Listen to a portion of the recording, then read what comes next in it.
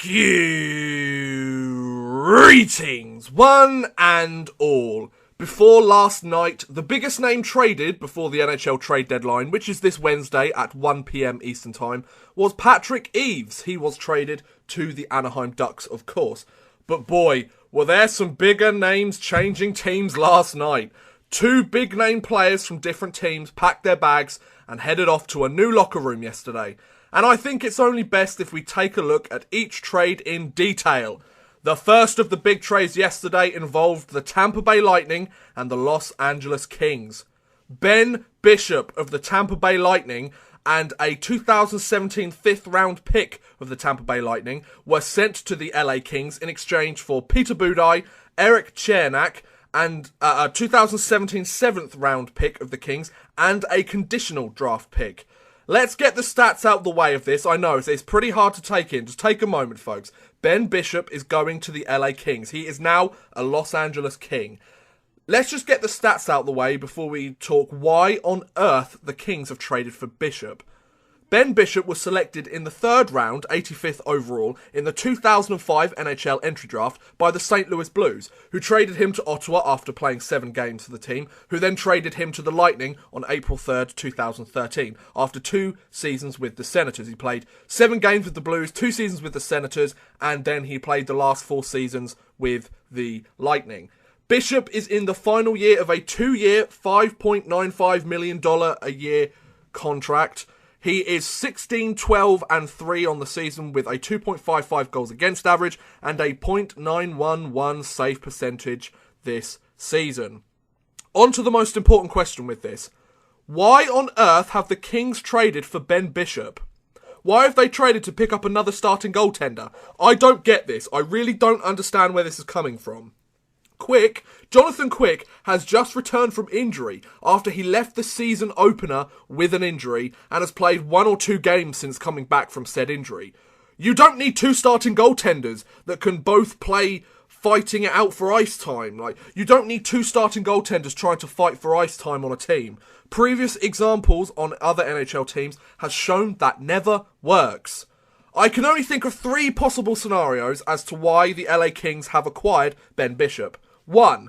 Either they traded for him to add a valuable trading asset that they will move before the deadline on Wednesday. 2. They are going to trade Jonathan Quick, leaving Ben Bishop as the legitimate starter in LA. Or 3. Jonathan Quick is still not 100% back from his injury and there's going to be ongoing problems. And he's going to maybe take the rest of the season off to recover. I can't quite figure out which one of the 3 this is, as this trade still baffles me. But I mean, we'll see what happens come Wednesday at 1 PM Eastern, which is, or is it 3 PM Eastern? I think it might be 3 PM Eastern. Yeah, I think it's 8 o'clock our time. I may have got that wrong. Who knows? I'm just one guy. But anyway, Ben Bishop going to the LA Kings. I cannot fathom the reasoning behind this. Ben Bishop, they now have 2 starting goaltenders in the LA Kings organisation. LA are only just out of a playoff spot, I think by about 4 points or so out of a playoff spot in the Western Conference. And I cannot for the life of me see why that they've acquired another goaltender. Jonathan Quick has just come back from injury. Peter Budaj has a league-tying 10 shutouts this season. He's played fantastically for the LA Kings. That's not been the problem. Goaltending hasn't been the problem this year for the LA Kings. Their offense has been the problem for the LA Kings. They've been struggling to score goals. Why didn't they go out and get a goal scorer? I mean, what they actually gave up in exchange to get Ben Bishop isn't actually a huge amount. Budaj, Cernak, a 7th round pick and a conditional pick. That's fine. They didn't give up that much at all. I mean, they traded Peter Budaj when he was hot, and I completely understand that. But still, Ben Bishop to the LA Kings and Jonathan Quick's there?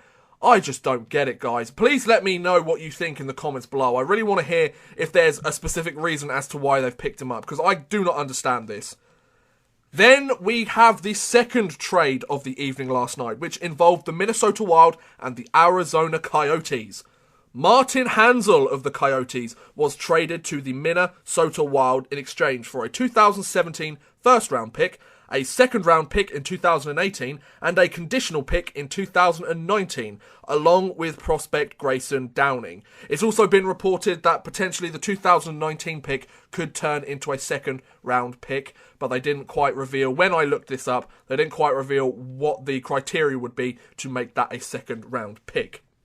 Martin Hanzal is in the final year of a 5-year, $3.1 million a year contract. The 29-year-old has 117 goals, 196 assists, including 16 goals and 26 points in 51 games this year, in 608 regular season games in 10 NHL seasons, all with the either Phoenix or Arizona Coyotes.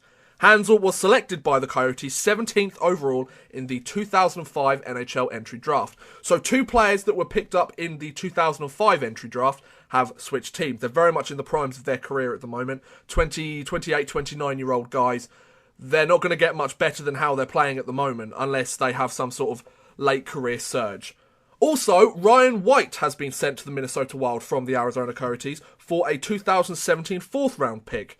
The 28-year-old had 7 goals, 6 assists, and 70 penalty minutes in 46 games this season. And in his career, he has 29 goals, 29 assists in 294 regular season games in 8 seasons with the Arizona Coyotes, Montreal Canadiens, and Philadelphia Flyers. Now, I personally think about this, that the Arizona GM, the youngest ever GM in NHL history, is showing age is but a number. And he got a solid return for 2 guys that aren't exactly superstars. Martin Hanzal is the sort of guy, as I said in my top 5 people to be traded, he is the sort of guy that teams want. He can play third line centre, he can shut other players down, he can shut your superstars down, and he can contribute offensively as well. But he's not exactly a superstar in the league, let's be honest. He's a bigger name, but he's not exactly a huge name. Sure, in the Arizona Coyotes franchise, he was quite a big name, but around the league, he is kind of a nobody. And they managed to get a first, a second, and a conditional pick, along with Grayson Downing. So they got a prospect, a first round pick, a second round pick, and potentially a second round pick. That is a steal for the Arizona Coyotes. That is perfect. That's absolutely brilliant. This ensures that the Arizona Coyotes have extra draft picks going on down the line that they can either use to draft players that will hopefully join the team in years to come, or as trading assets in later years, dependent on how well the Coyotes perform in the next few years. With this trade, the Coyotes know exactly what they want. With this new GM, they want a new rebuild to finally revitalise the franchise. And I think making this sort of trade, a guy in his prime that won't get much better, that they managed to get a huge amount for in exchange from the Minnesota Wild, they're doing exactly the right things. If I was an Arizona Coyotes fan, I would put full trust in this GM. He knows exactly what he's doing. He's in his 20s, yet he knows exactly what he is doing in that position. This was a smart move by the Arizona Coyotes, and it was a great return for the 2 players that got sent to Minnesota. And of course, on the flip side, the Minnesota Wild get 2 players that will play important roles in Minnesota's postseason performance. The success or failure of their playoff run will be partially due to how well the new guys play coming to a new team. Martin Hanzal definitely in the lineup the first game he gets with the Minnesota Wild. Definitely in the lineup, probably play third line centre. I would assume. They've got quite a deep forward group there in Minnesota, but I would assume he would play third line centre. And Ryan White, he can be a fourth line guy. He's a role player. He's the sort of player that will get gritty. He will put in 100% every single night. He doesn't care about scoring goals or getting assists. He cares about the team winning and playing his role on the team. And you need that going into the postseason. The Minnesota Wild have become a much deeper team, especially on the front end, after this trade. They gave up a huge amount for it, but as you can tell with the Minnesota Wild, they are in the here and now. They're not worrying about years down the line. I can completely understand where the Minnesota Wild are coming from. Would they rather have the Stanley Cup now, or try and get it ready for next year or the year after and it maybe not happen? I completely understand this. The Minnesota Wild, of course, are the top of the Central Division still, I believe, so they're playing fantastic hockey, and all they've done here is improve more and more, which is brilliant. But on another note, I'm quite happy that 2 of the players on my top 5 players likely to be traded list have moved teams. See, my research is pretty good, isn't it? Odd Man Rush 1, haters 0. You're going to hate and the skaters are going to skate. But Odd Man Rush is going to do his research and get some stuff right. I mean, Bishop was an honourable mention on that list, but I'm still smart. I know what you're thinking there, sir, or madam. Anyway, there you have it. Those are the two biggest trades that have currently taken place just before the trade deadline on Wednesday.